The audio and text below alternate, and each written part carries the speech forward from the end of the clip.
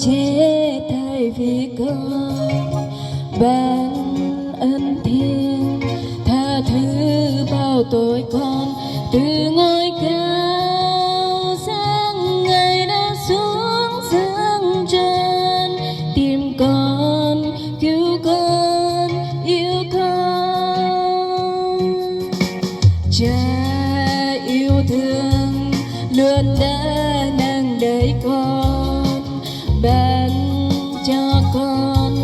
sức mới trong ngày luôn lòng con yêu Chúa lòng con mãi yêu Ngài vì Ngài đã yêu thương con.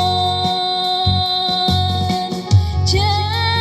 nhân ái sao trong ngày ngập tràn thua vui cho đứa con Ngài hằng dắt con vào miền an thái Ngài luôn dẫn lối giữa đường đời còn nhiều khó khăn bước theo Ngài lòng càng vững tin nơi Cha toàn năng.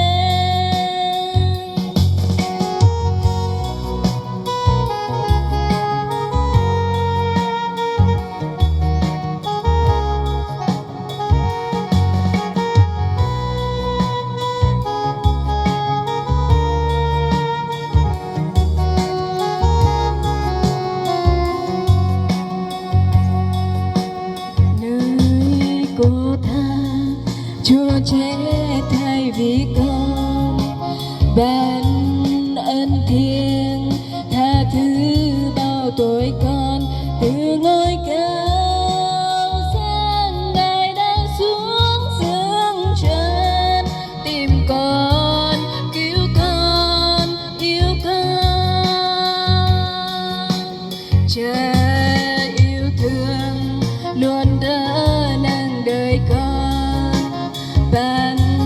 cho con sức mới trong ngày luôn lòng con yêu Chúa lòng con mãi yêu Ngài vì Ngài đã yêu thương con. Cha